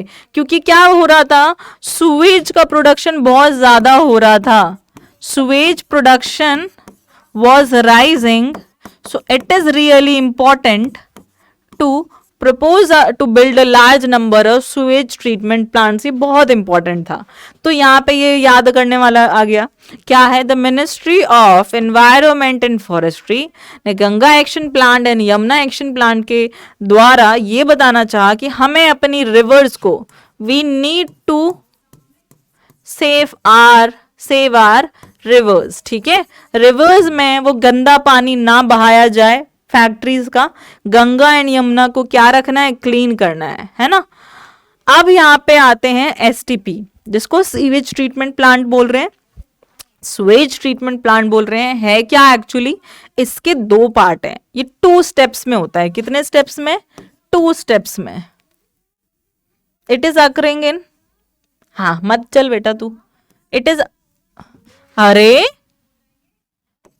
2 स्टेप में होता है, देखा, अच्छा ऐसे बोलने से ये चुप हो गया, वहीं लिख रही थी, देखो मैं अभी नहीं बोला ये कुछ। तो 2 स्टेप में होता है, एक तो होता है प्राइमरी ट्रीटमेंट और एक होता है सेकेंडरी ट्रीटमेंट। अब प्राइमरी मतलब पहले वाला ट्रीटमेंट, और पहले ट्रीटमेंट में क्या हो रहा है, ये एक ओवरव्यू है, मैं स्टेप बाय स्टेप आपको बताऊंगी। यहाँ पे क्या होता है, removal of large plus small plus coarse solid waste. क्या होता है, लार्ज मतलब प्लस स्मॉल मतलब बड़ी बाल्टी छोटी बाल्टी, समझ गए हैं, ऐसा वेस्ट भी होता है ना, जूते चप्पल रबर टायर पेपर बकेट बाल्टी कपड़े, दुनिया भर की चीजें बह रही होती हैं। देन कोर्स सॉलिड, जो कि रफ सॉलिड नहीं होता, मिट्टी ऐसी वाली चीजें, जो कि पत्थर कंकड़ है ना, भारी चीजें हो जो मतलब रफ होती हैं, वो चीजें, उनको बोला जाता है कोर्स सॉलिड। तो ऐसा होता है क्या, सुएज में ये सारी चीजें होती हैं और इनको क्या करना होता है, रिमूव करना है हमें, जिसके लिए प्राइमरी ट्रीटमेंट किया जाता है इनको रिमूव करने के लिए। अब प्राइमरी ट्रीटमेंट के वो कौन से 2 स्टेप हैं जो कि क्या करते हैं, जूता चप्पल को निकाल के बाहर फेंकते हैं। ये मैं जूता बना दूं, हील्स बना दिए, ठीक है, बाल्टी बना देती हूं आपको याद रहे, ठीक है, बाल्टी है, पानी है बाल्टी में, मग्गा, ठीक है, कप। अब ये सबको क्या करना है, और कंकड़ पत्थर, इन सबको रिमूव करना है। तो रिमूवल के लिए फिल्ट्रेशन है, सेडिमेंटेशन है। जब फिल्ट्रेशन एंड सेडिमेंटेशन आ जाता है तो आपके पास होता है एक स्लज जो कि नीचे सेटल होता है, और एक होता है एफ्लुएंट जो कि ऊपर सेटल होता है, ठीक है। ये 2 चीजें होती हैं। एफ्लुएंट को, जो ऊपर तैर रहा होता है, उसको हम क्या करते हैं, एरिएशन टैंक में डालते हैं। एरिएशन टैंक के बाद ये कुछ फ्लॉक बनता है, फ्लॉक बनने के बाद उसको फिर दूसरे टैंक में डालते हैं, फिर जाकर के 3 इंपॉर्टेंट चीजें बनती हैं जो हमारे काम की हैं। तो चलो पढ़ते हैं इसको डिटेल में। सो प्राइमरी ट्रीटमेंट हम यहाँ पे करने वाले हैं। प्राइमरी ट्रीटमेंट में आपको पता है रिमूवल ऑफ द डेब्रीज, या फिर हम बात करें वही large and small, what ever those things है ना, उसको हम करेंगे। सो फ्लोटिंग डेब्रीज, जब हमने प्राइमरी ट्रीटमेंट टैंक है और यहाँ पे ये क्या हो रहा है, मग्गा बाल्टी तैर रहे हैं, ठीक है, ठीक है, ये तैर रहे हैं, ये सारे जूते चप्पल, जूता उल्टा हो गया है, ठीक है, ये सब तैर रहे हैं। इसको हम सीक्वेंशियल फिल्ट्रेशन के थ्रू रिमूव कर देंगे, ठीक है। नेक्स्ट स्टेप क्या बचा है, ग्रेट रिमूवल का, जो कि बाय सेडिमेंटेशन होगा, क्योंकि बाल्टी में आप क्या बचा है, कंकड़ पत्थर बचे हैं, ठीक है, ये रहे कंकड़ पत्थर, स्टोन्स एंड पेबल्स, ठीक है, ग्रेट जिसको हम बोल सकते हैं। ओके, ये क्या है, फ्लोटिंग डेब्रीज है। फ्लोटिंग डेब्रीज को हमने सीक्वेंशियल फिल्ट्रेशन के थ्रू क्या कर दिया, निकाल दिया है। अब होगा ग्रेट रिमूवल, जो कि होगा सेडिमेंटेशन। सेडिमेंटेशन एक ऐसी प्रोसेस होती है, आप कुछ टाइम देते हैं उस सॉल्यूशन को, उसमें जो भारी चीजें होती हैं वो नीचे सेटल हो जाती हैं और जो हल्की चीजें हैं वो ऊपर आ जाती हैं। अब जब सेडिमेंटेशन कराओगे ना, तो पता है क्या होगा, तब पता है क्या होगा, आपके पास अभी भी भारी चीजें तो नीचे आ जाएंगी, ठीक है, जैसे कि ऑर्गेनिक एंड इनऑर्गेनिक सॉलिड, जो ऑर्गेनिक एंड इनऑर्गेनिक सॉलिड है वो सेटल हो जाएगा, है ना, सेटल हो जाएगा, लेकिन कुछ चीजें अभी भी तैरेंगी उसके ऊपर, है ना। आप मक्खन एक बार निकाल लेते, फिर भी थोड़ा थोड़ा मक्खन ऊपर तैर रहा होता है। तो ऐसे ही जो ये सारी चीजें तैरने वाली हल्की चीजें थी, इनको निकाल दिया, जो कि हमें विजिबल है, but oil is not visible कि आप उसको ऐसे पकड़ के निकाल के फेंक दो। तो यहाँ पे ग्रीस, ऑयल, ये क्या होते हैं, ये छोटी छोटी प्लास्टिक, ये क्या होगी, ऊपर तैर रही होगी, इसको हम स्किम ऑफ कर देंगे, ऐसे करके निकाल देंगे हाथ से, ठीक है, हाथ से नहीं, एक मशीन से निकाला जाएगा, उसको हम ऐसे स्किम ऑफ कर देंगे। अब नेक्स्ट, अब फिल्ट्रेशन में आपको पता है ना, जैसे छन्नी छान रहे हैं, हमने क्या किया, ये ले जूता चप्पल निकले, छन्नी से निकाल के फेंक दो, चाय पत्ती से छन्नी छानते हैं, वो कर दिया। अब आपके पास क्या है, यहां से आपके पास जो सेटल हुआ है वो क्या है, स्लज, सेटल्ड सॉलिड, इसको हम बोलते हैं स्लज। और ये क्या होता है, प्राइमरी एफ्लुएंट। प्राइमरी एफ्लुएंट ने अपना रास्ता चुना आगे के लिए, ठीक है, प्राइमरी एफ्लुएंट ने अपना रास्ता चुना आगे के लिए, ठीक है। ग्रीस एंड ऑयल को फेंक दिया जाएगा, स्किम्ड ऑफ, एंड फिर हम प्राइमरी एफ्लुएंट को क्या करेंगे, लेके आ जाएंगे कहाँ, नीचे। अब जो ये प्राइमरी एफ्लुएंट आ रहा है, जो ऊपर की पानी वाली चीज है, वो उसको हम लार्ज एरिएशन टैंक्स में डालेंगे। एरिएशन टैंक मतलब ऑटो कॉन्टिन्यूसली वहां पे पंप की जाएगी, ऑटो कॉन्टिन्यूसली पंप की जाएगी। सेकेंडरी ट्रीटमेंट या बायोलॉजिकल ट्रीटमेंट में, सेकेंडरी ट्रीटमेंट या बायोलॉजिकल ट्रीटमेंट का मतलब क्या है, आपको यहाँ पे ऑर्गेनिक मैटर को क्या करना है, रिड्यूस करना है। You have to reduce the organic matter and inorganic matter, ठीक है। आप यहाँ पे जो ऑर्गेनिक मैटर है उसको रिमूव करना है, तो यहाँ पे हमने वो सारी चीजें लेके आए और ऑक्सीजन को डाला, और आप कॉन्टिन्यूसली मैकेनिकली उसको एजिटेट कर रहे हो, ऐसे ऐसे आप मैकेनिकली उसको स्टिर कर रहे हो, ठीक है। और O2 डालते जा रहे हो तो क्या हो रहा है, जो एरोबिक बैक्टीरियाज हैं, यहाँ पे क्या है, एरोबिक बैक्टीरियाज तो है ही है naturally, aerobic bacteria naturally present है। एरोबिक बैक्टीरिया क्या करेंगे, ऑक्सीजन को यूज करेंगे, ऑक्सीजन को यूज करेंगे और ब्रेक करेंगे ऑर्गेनिक मैटर को, सिंपली यही होने वाला है। लेकिन ये एक्टो एरोबिक बैक्टीरिया नेचुरली जो प्रेजेंट होते हैं इसके अंदर, वो ऑक्सीजन को कॉन्टिन्यूसली यूज करते हैं और किस में कन्वर्ट हो जाते हैं, फ्लॉक में। अब फ्लॉक क्या है, फ्लॉक क्या है, एक मैश लाइक स्ट्रक्चर है that is formed by the group of bacteria in association with fungal hyphae। तो मतलब बैक्टीरिया प्लस फंजाई फ्लॉक के अंदर होते हैं, इन्होंने एसोसिएशन कर लिया, साथ में एक संगठन बना लिया है, ठीक है। अब ये फ्लॉक जो है उसमें क्या होने वाला है, in the presence of oxygen these growing aerobic microbes consume the organic matter present in the effluent। अब ऑर्गेनिक मैटर को कंज्यूम करेगा ना, ब्रेक कर रहा है, खा रहा है, जो भी कर रहा है ऑक्सीजन लेके कर रहा है ना। अब क्या होगा, वहां पे ऑक्सीजन यूज करेगा क्योंकि वो बैक्टीरिया बड़ा हो रहा है, ऑक्सीजन यूज कर रहा है ना, तो बायोकेमिकल ऑक्सीजन डिमांड बढ़ रही है, मतलब ऑक्सीजन की डिमांड बढ़ रही है। तो अगर मैं बैक्टीरिया हूं, मान लो मुझे खाना चाहिए, तो मुझे खाना चाहिए, मुझे ऑक्सीजन चाहिए और खाना चाहिए, मैं ऑक्सीजन अपनी एनर्जी को यूज कर रही हूं, ऑक्सीजन यूज होगी तो एनर्जी बनेगी, उससे मैं उस ऑर्गेनिक मैटर को तोड़ूंगी और खाऊंगी, राइट। तो यहीं पे वो हो रहा है, जितना ज्यादा ऑर्गेनिक मैटर उतनी मुझे ऑक्सीजन चाहिए, क्योंकि मुझे एनर्जी रिलीज करनी है, ग्रो करना है, मुझे एनर्जी चाहिए, है ना। So that is what happening. Now secondary treatment reduce BOD. अब वो कैसा होगा, और what is BOD, BOD of water, इसको बोलते हैं बायोकेमिकल ऑक्सीजन डिमांड।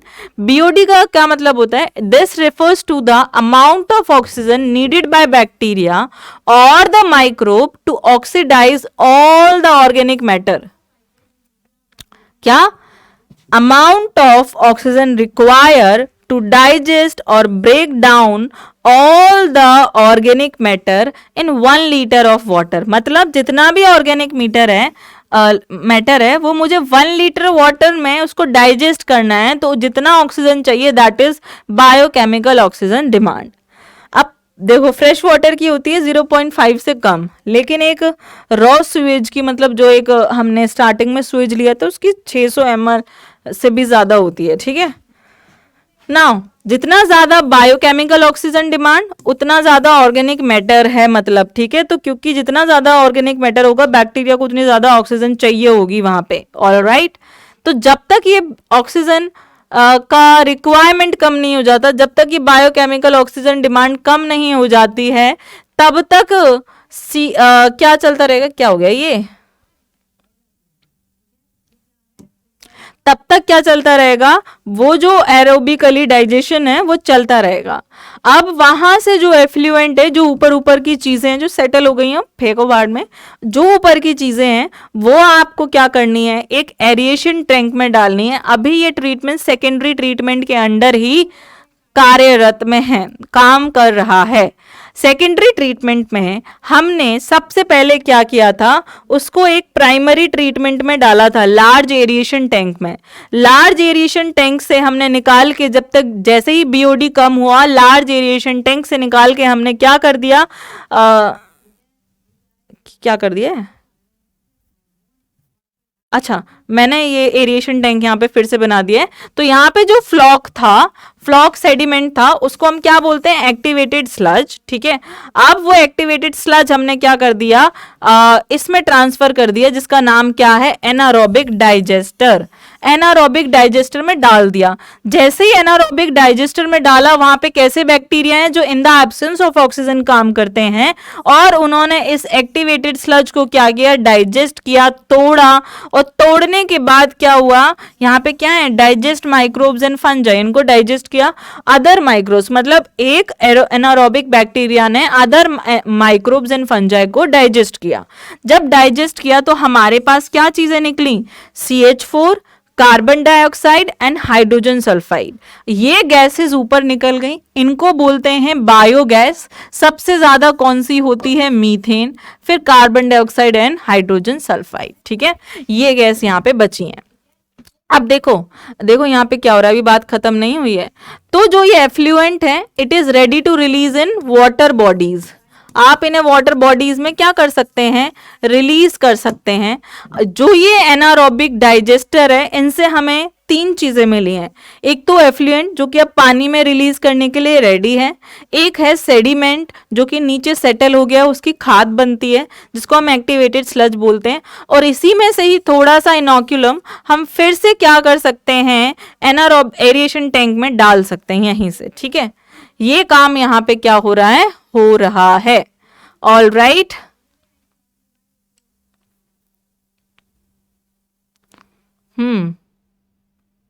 चलो, तो सीवेज ट्रीटमेंट प्लांट हुआ खत्म। मैं एक बार फिर से आपको वाला पेज लेके आती हूँ। हाँ, तो प्राइमरी स्लज था, एफ्लुएंट था, यहां पे क्या किया हमने? इस एफ्लुएंट को ट्रांसफर कर दिया एरिएशन टैंक में। जब तक बीओडी कम नहीं हुई, हमने इसको एरिएशन टैंक में रखा। जैसे ही बीओडी कम हुई, एफ्लुएंट को निकाल के हमने क्या किया है? सॉरी, स्लज को, एक्टिवेटेड स्लज को निकाल के हमने क्या किया है? एनारोबिक स्लज डाइजेस्टर में डाल दिया, जिसमें क्या है? एनारोबिक बैक्टीरियाज हैं। यहां से उन्होंने क्या किया? उन बैक्टीरियाज ने अदर बैक्टीरियाज को डाइजेस्ट किया, तो वहां से हमें बायोगैस मिली, हमें एफ्लुएंट मिला। ठीक है,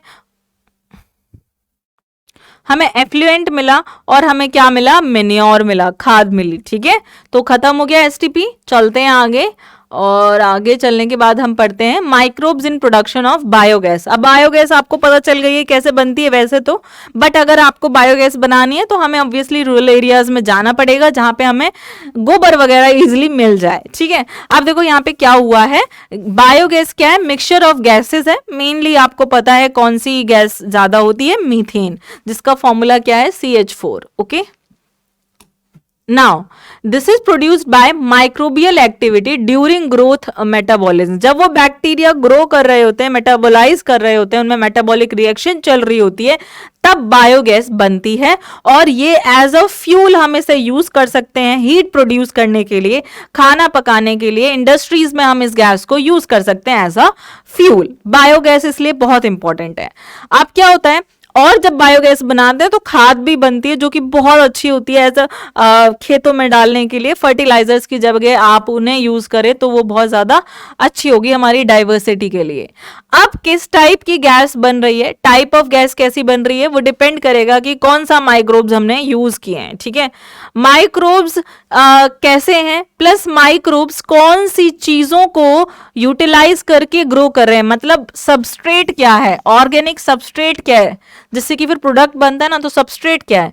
तो माइक्रोब्स जो यूटिलाइज कर रहे हैं और माइक्रोब्स कौन से हैं, इस पे डिपेंड करेगा कि गैस कैसी बनेगी। ठीक है, अब क्या होता है, कुछ बैक्टीरिया जैसे कि सर्टेन माइक्रोब्स, तो हम बात कर लेते हैं कि कौन से टाइप के माइक्रोब्स, जैसे कि सर्टेन बैक्टीरिया जो कि एनारोबिकली ग्रो करते हैं, और एनारोबिकली वो किस सबस्ट्रेट पे ग्रो करते हैं? सेल्यूलोज क्या है यहाँ पे? सबस्ट्रेट। ठीक है, अब आपको एग्जाम्पल अगर मैं दूं ना, तो र्यूमेन ऑफ कैटल्स, मतलब कैटल्स का पेट जो होता है वहां पे आपको ये बैक्टीरिया मिलेंगे। These bacteria are found in rumen of cattle, जिसको हम क्या बोलते हैं? मिथेनोजन्स। ठीक है, क्योंकि कैटल घास वास खाती हैं, उसमें बहुत सारा सेल्यूलोज होता है, तो उसको डाइजेस्ट करने के लिए मिथेनोजन्स होते हैं। इसलिए तो हम घास नहीं खाते हैं, वो लोग खाते हैं। तो आपको ये मिथेनोजन्स गट ऑफ रिमेनेंट्स में मिलेंगे। रिमेनेंट्स क्या होते हैं? गट रुमेनिक पार्ट है, रिमेनेंट्स वो होते हैं जो अपने खाने को बार बार चबाते रहते हैं, जैसे कि बकरी, गाय, भैंस। ठीक है, ये लोग।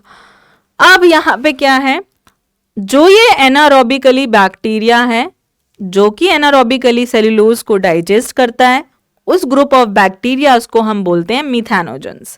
मिथेनोजन्स में कौन सा बैक्टीरिया? मिथेनोबैक्टीरियम। ये that is found in the anaerobic sludge during sewage treatment. ये जब हम एनारोबिक स्लज डाइजेशन चल रहा होता है इधर, तो आपको कौन सा बैक्टीरिया मिलता है? इस बैक्टीरिया का नाम क्या है? मिथेनोबैक्टीरियम।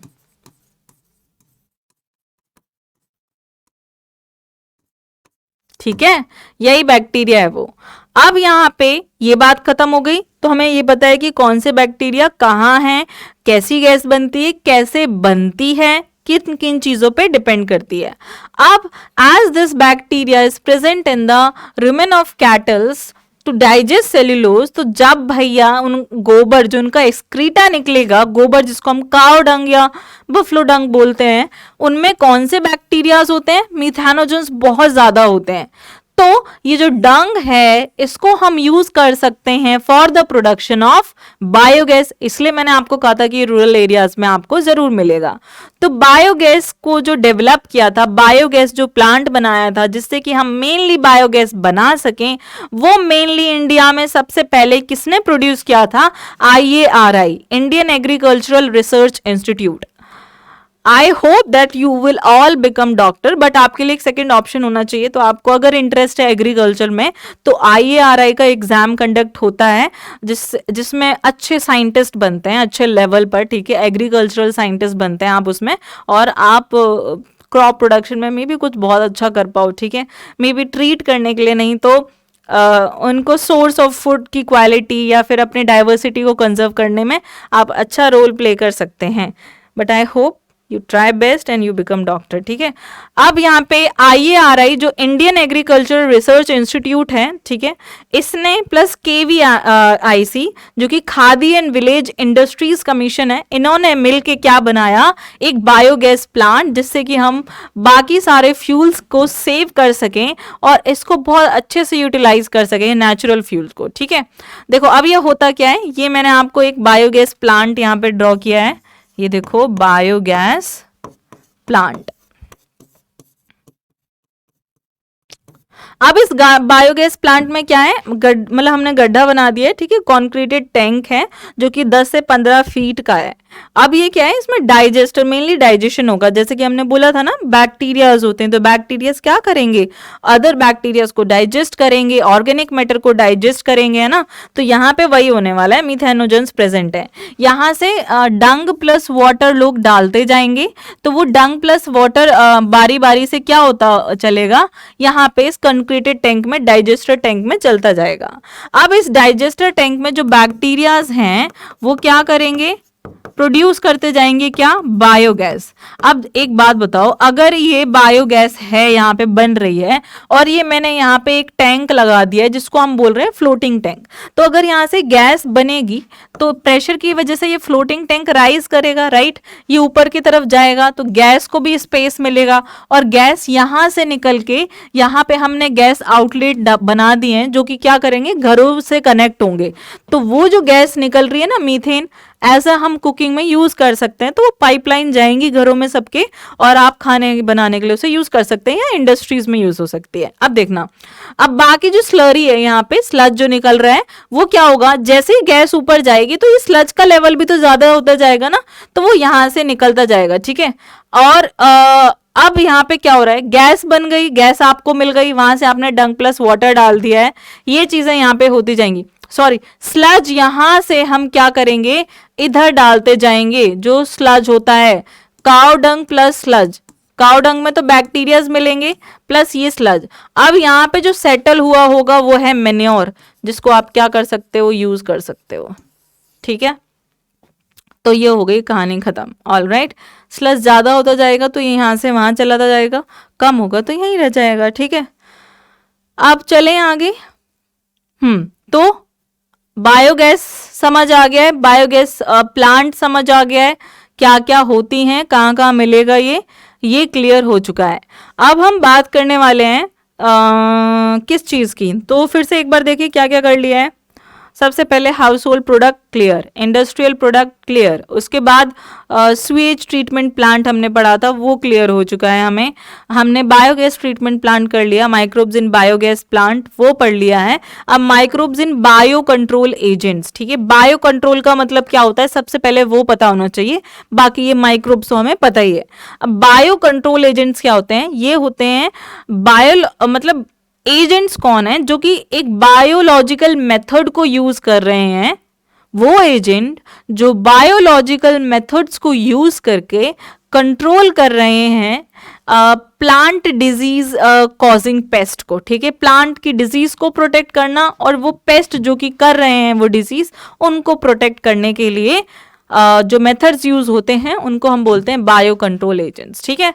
अब हम जो मॉडर्न, जिनको हम खुद को मॉडर्न बोलते हैं ना, हम आधुनिक लोग क्या करते हैं, हम क्या करते हैं, फटाफट केमिकल्स लिया, स्प्रे किया, हटाओ इनको हटाओ सबको, इंसेक्टिसाइड्स या पेस्टिसाइड्स या वीडीसाइड्स। वीडी क्या होती हैं, वीड्स क्या होती हैं, अनवांटेड प्लांट्स होते हैं, इंसेक्ट, पेस्ट, इन सबको हटाओ, फटाफट खत्म करो, जिससे कि क्रॉप यील्ड क्या हो जाए, अच्छी आए। हम यही चाहते हैं, लेकिन इसका रिजल्ट क्या होता है, लॉन्ग टर्म आउटकम्स क्या हैं इन वीडीसाइड्स, इंसेक्टिसाइड्स एंड पेस्टिसाइड्स को यूज करने के लिए? ये हमारे लिए हार्मफुल है, क्योंकि इनमें टॉक्सिक केमिकल्स होते हैं जो कि एक्यूमुलेट होते जाते हैं, वो ह्यूमंस के लिए हार्मफुल है, एनिमल्स जैसे ऑर्गेनिजम्स के लिए हार्मफुल है, एनवायरमेंट के लिए हार्मफुल है, आपकी सॉइल को पोल्यूट करते हैं, ग्राउंड वाटर में ये चले जाते हैं, तो जो पानी आप सोचते हैं ना धरती से आ रहा है वो भी पॉल्यूटेड ही है, ठीक है। फ्रूट्स, वेजिटेबल्स, क्रॉप प्लांट्स के अंदर चले जाते हैं ये केमिकल्स और हम उन्हें खाते हैं, ठीक है। तो बोला जाता है ना कि केमिकल्स डाल के, दवाइयां डाल के ये फ्रूट्स आए हैं, ये बहुत हार्मफुल है। अच्छे तो लग रहे हैं, फटाफट उग गए हैं, टाइम पे मिल गए हैं, सबको बढ़िया लग रहे हैं, बट क्या है, हार्मफुल है। तो हम मॉडर्न और आधुनिक लोग तो यही करते हैं। तो क्या करना चाहिए हमें, ये ना करके हम क्या कर सकते हैं, तो हम यूज कर सकते हैं कंट्रोलिंग मेथड जो कि नेचुरल प्रिडेशन से रिलेटेड है, ना कि केमिकल से। मतलब आप नेचुरली उन लोगों को हटाओ, उन लोगों को प्रिडेट करो जो कि आपकी क्रॉप को हार्म कर रहे हैं।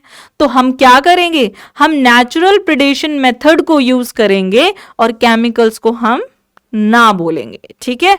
तो चलें, कौन से नेचुरल प्रिडेशन मेथड्स हैं, कैसे हम कर सकते हैं।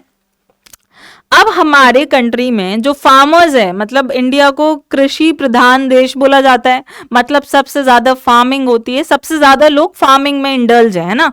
तो फार्मर्स भी अभी देखो दो तरीके के हैं, वैसे तो वो हमारे लिए अच्छे ही हैं, चाहे वो कैसे भी अपनी क्रॉप को प्रोड्यूस कर रहे हो। तो हमारे पास एक तो होता है कन्वेंशनल फार्मर, जैसी चीज है, जैसा देश है, जैसे मतलब एनवायरमेंट है, मैं उस हिसाब से ढल जाऊं, मैं ये ना देखूं कि क्या अच्छा है क्या बुरा है ना। और एक होता है ऑर्गेनिक फार्मर जो कि बिलीव करता है और विश्वास करता है कि मुझे अपनी धरती को सेफ रखना है, मुझे अपने बायोडाइवर्सिटी को सेफ रखना है, ठीक है। तो जिनको जो ऑर्गेनिक फार्मर होते हैं, जो हमारा ये ऑर्गेनिक किसान है, इसका बिलीव क्या है दैट बायोडाइवर्सिटी की जो फ्यूचर फर्दर हेल्थ है वो मेरा फर्स्ट प्रायोरिटी है ना। क्रॉप यील्ड कितनी हो रही है वो मेरी सेकंड प्रायोरिटी है, बट पहली प्रायोरिटी मेरी क्या है कि मेरी जो क्रॉप बायोडाइवर्सिटी है वो अच्छी रहे, वो हेल्दी रहे। जितने ज्यादा वेराइटीज ऑफ स्पीशीज रहेंगी उतना ज्यादा हमारा एनवायरनमेंट बैलेंस, क्लीन और हेल्दी रहेगा, ठीक है। तो मतलब हम भी अच्छे रहेंगे। तो more variety of a landscape has more sustainable environment, मतलब बैलेंस रहेंगी। सस्टेनेबल एनवायरनमेंट का मतलब क्या है, सब कुछ जितना चाहिए उतना है और बैलेंस्ड है, ठीक है। तो जितनी ज्यादा वेराइटीज उतना ज्यादा सस्टेनेबल एनवायरनमेंट। अब अगर आपको पेस्ट को हटाना है and you want to use the natural methods, तो वो हम पढ़ेंगे। लेकिन हम एक और चीज पढ़ लेते हैं। यहाँ पे जो एक स्टेटमेंट है जो एनसीईआरटी ने लिखा है, देखना क्या लिखा है, eradication of paste not only possible but undesirable also. क्यों, ये स्टेटमेंट का मतलब क्या है, आप ना अपने स्टेटमेंट को लिख के अपनी लैंग्वेज में जो मैं समझा रही हूं वो लिखना, ठीक है। क्या कह रहा है, eradication of paste is not only possible but also undesirable. हम चाहते हैं कि हम पेस्ट को हटा दें, जो भी मान लो कीड़े हैं जो कि गेहूं को खा रहे हैं, हम चाहते हैं हम उसको हटा दें, है ना। वैसे तो हम चाहते हैं क्योंकि हमें क्रॉप यील्ड बनानी है ना।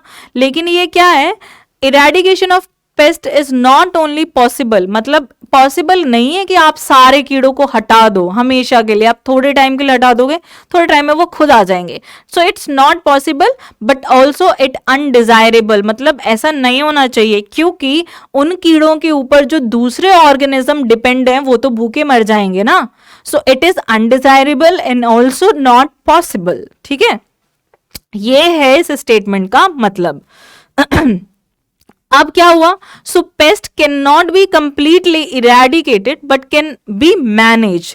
तो इसके कंट्रास्ट में ये स्टेटमेंट है कि क्या बोल रही है एनसीईआरटी कि आप पेस्ट को कंप्लीटली इरेडिकेट नहीं कर सकते बट आप बैलेंस करके चल सकते हो ना, क्योंकि जिन कीड़ों को आप मारने वाले हो वो किसी की रोटी हैं, वो किसी का ब्रेड बटर है।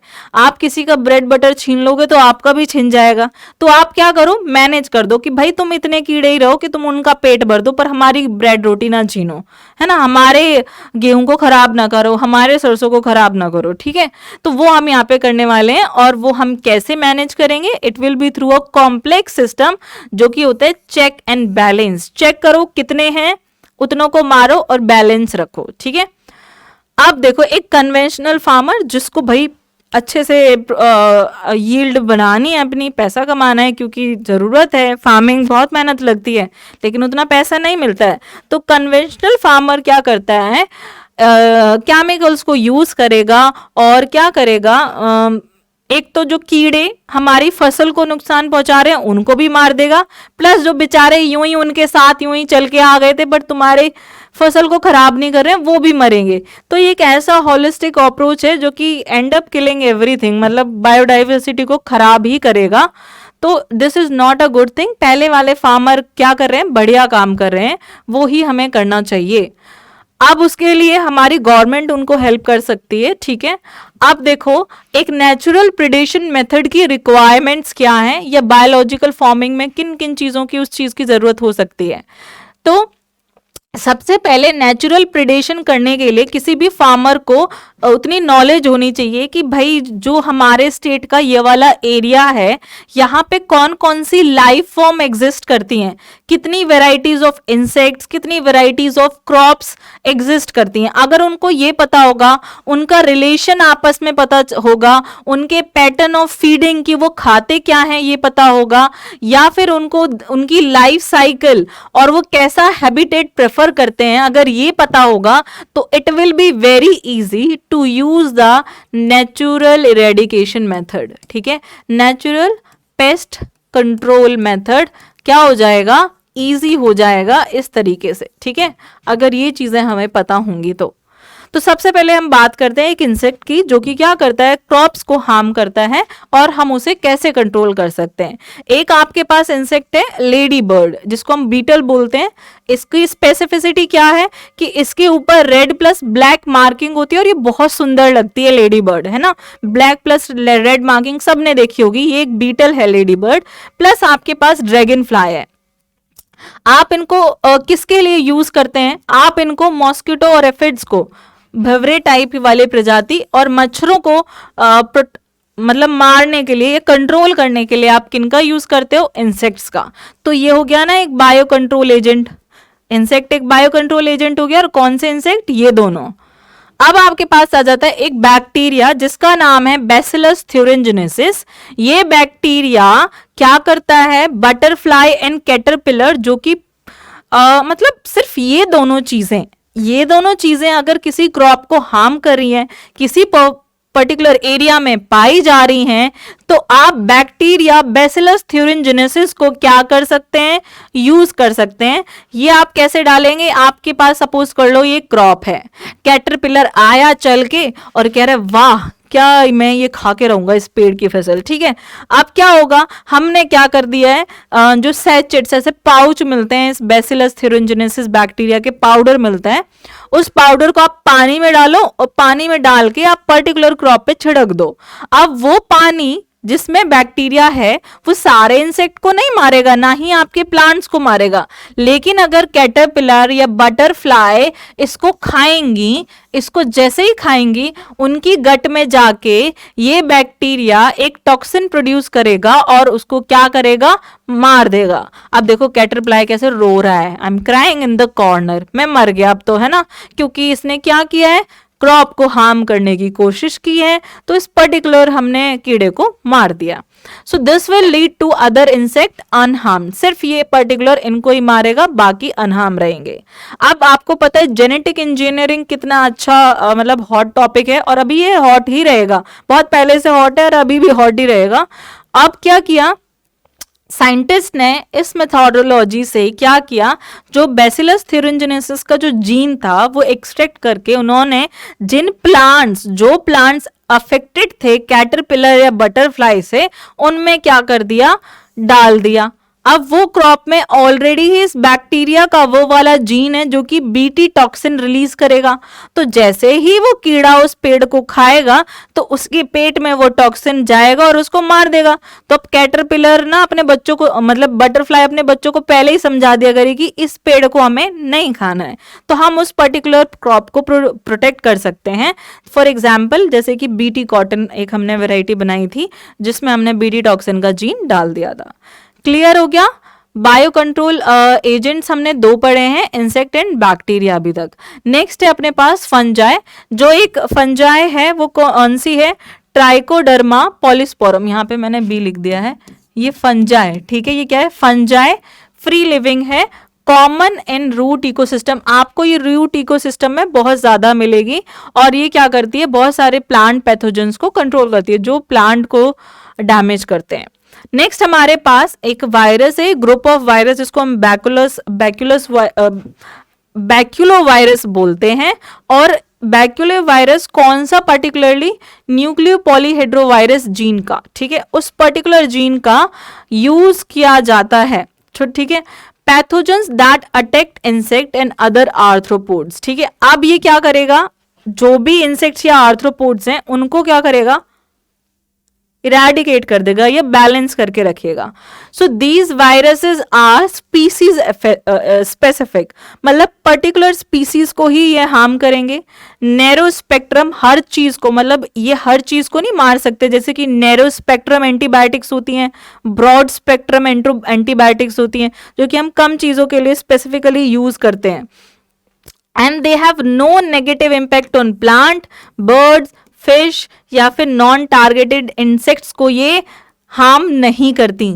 तो कहीं पे अगर मान लो हमें पता है ये वायरस इस पर्टिकुलर मच्छर को या कीड़े को मारता है, तो मान लो किसी एरिया में उनका हमला हो गया, उन मच्छरों का, उन कीड़ों का, तो हम वहां पर इन वायरसेस को यूज कर सकते हैं for integrated pest management for a sensitive area, ठीक है। जहां पे भी कुछ ऐसा है फॉर अ सेंसिटिव एरिया, हम इसको यूज कर सकते हैं कि हम किसी और को नहीं मारना चाहते, बस इस मच्छर को मारना चाहते हैं, तो आप वहां पे पेस्ट मैनेजमेंट में आप यूज कर सकते हैं इसे, ठीक है। तो अब हमारे पास लास्ट टॉपिक जो इस चैप्टर का बचा है वो क्या है, माइक्रोब्स एज फर्टिलाइजर्स। हाँ, क्योंकि फर्टिलाइजर्स हम कितना यूज करते हैं, अभी अभी पढ़ के आए हैं कन्वेंशनल फार्मर की बात, जो कि फर्टिलाइजर्स यूज करते हैं वो हमारे एनवायरनमेंट के लिए हर तरीके से क्या है, बेकार है। तो ऑर्गेनिक फार्मिंग को चूज करना बहुत जरूरी है आगे की जिंदगी अगर सुधारनी है तो। अब क्या होता है, फर्टिलाइजर्स आपको पता है बहुत ज़्यादा डिमांड में, क्योंकि सब चाहते हैं कि अच्छा खासा फसल निकले, लेकिन आपको पता है कि वो पॉल्यूशन कोज करता है, और हमें ये भी पता है कि ऑर्गेनिक फार्मिंग भी ज़रूरी है। तो फिर अब क्या करें, थोड़े से कन्फ्यूजन नहीं हो रहा, ऑर्गेनिक फार्मिंग भी करनी है, हमें क्रॉप यील्ड भी बढ़ानी है, तो हम क्या कर सकते हैं, हम यूज कर सकते हैं बायो फर्टिलाइजर्स को। अब ये बायो फर्टिलाइजर्स ऐसे फर्टिलाइजर्स हैं जो ऐसे नेचुरल सोर्सेस से बने हैं जो कि हार्म नहीं करेंगे, हमारे एनवायरनमेंट को पॉल्यूट भी नहीं करेंगे।